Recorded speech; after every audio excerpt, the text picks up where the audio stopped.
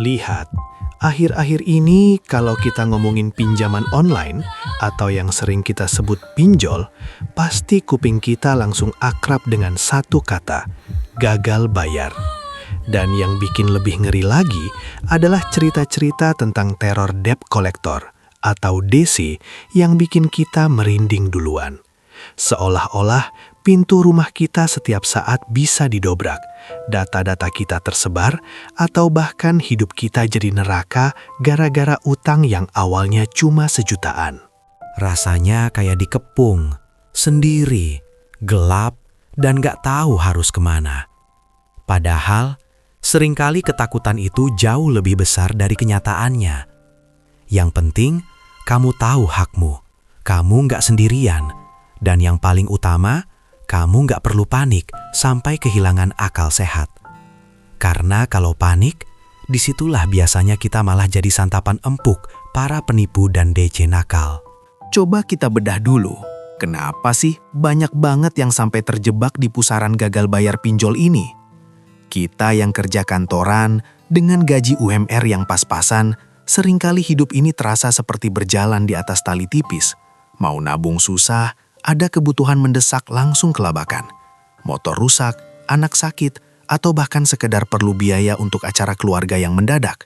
Rasanya dompet langsung menjerit.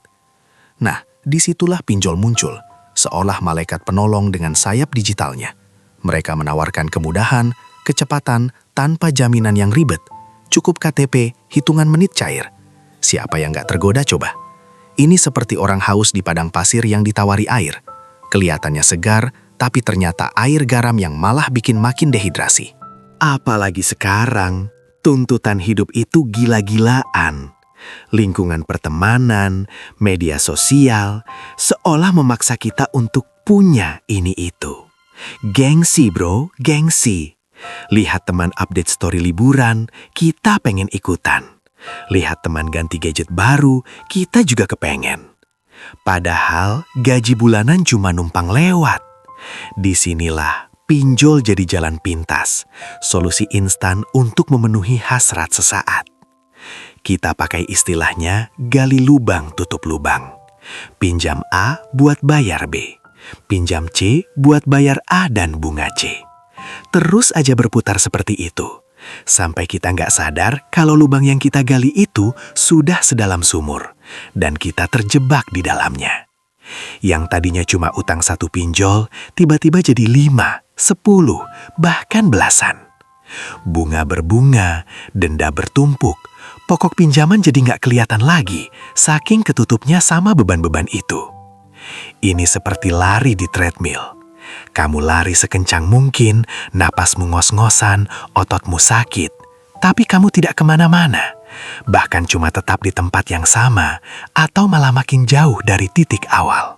Lalu, bagaimana sih ceritanya kok pinjol ini bisa menjamur dan jadi masalah nasional seperti sekarang? Dulu, sebelum era digital sepesat ini, kalau kita butuh dana cepat, pilihannya terbatas. Mau ke bank, prosesnya lama, syaratnya banyak, harus ada jaminan.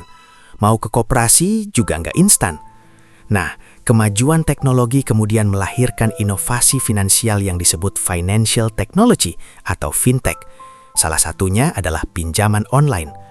Awalnya ide ini bagus untuk menjangkau masyarakat yang tidak punya akses ke layanan perbankan formal alias unbanked. Microlending jadi solusi.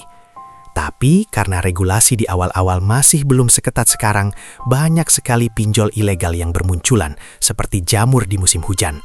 Mereka memanfaatkan celah hukum dan ketidakpahaman masyarakat. Mereka seenaknya pasang bunga selangit, denda mencekik, dan cara penagihan yang biadab. Ini dampaknya bukan main-main loh.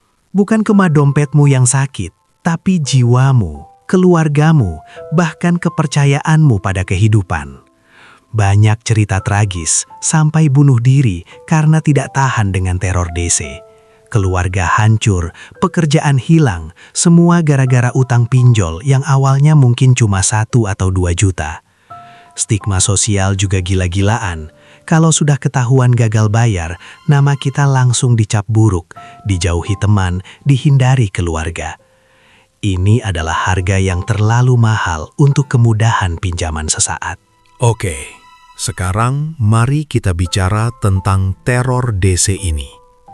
Ini bagian yang paling bikin orang panik. Begitu tanggal jatuh tempo lewat, atau bahkan belum lewat, tapi sudah ada tanda-tanda telat bayar, telepon langsung gak berhenti berdering. Nomor asing, bahkan pakai nomor pribadi. WhatsApp masuk bertubi-tubi dengan bahasa yang kasar, mengancam, bahkan merendahkan. Mereka akan bilang akan datang ke rumahmu, menyita barang-barangmu, menyebarkan data-datamu, melaporkanmu ke polisi, bahkan memenjarakanmu. Ini seperti anjing galak yang menggonggong di depan rumah. Kelihatannya menakutkan, giginya runcing, suaranya menggelegar. Tapi sebenarnya dia terikat rantai pendek dan tidak bisa seenaknya menerkammu.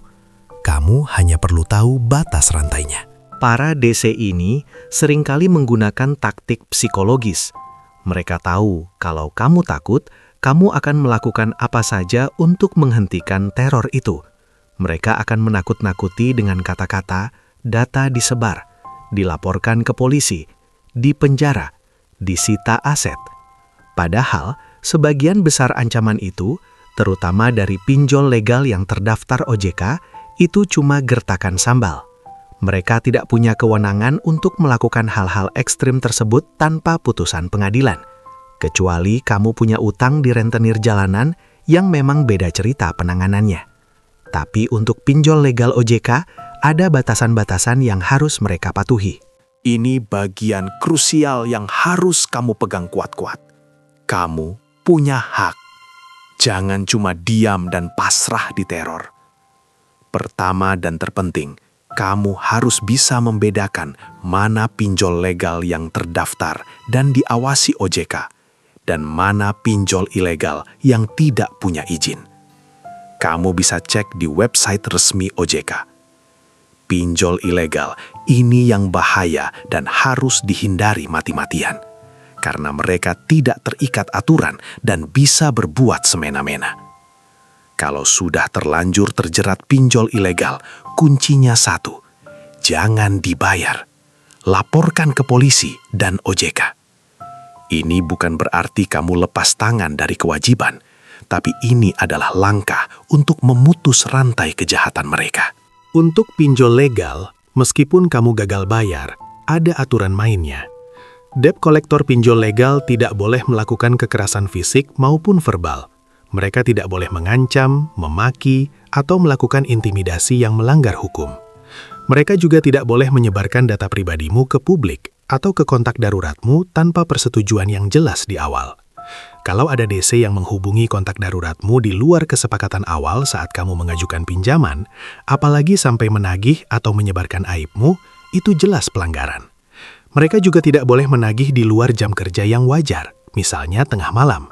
Dan yang penting, mereka tidak punya hak untuk menyita asetmu tanpa putusan pengadilan yang sah. Mereka juga tidak boleh mengaku-ngaku dari kepolisian atau kejaksaan. Jadi, kalau kamu diteror, langkah pertama adalah jangan panik. Kumpulkan semua bukti teror, mulai dari rekaman telepon, screenshot chat, sampai pesan-pesan ancaman. Kemudian, laporkan ke OJK melalui kontak resminya, atau ke polisi jika terornya sudah mengarah ke pidana.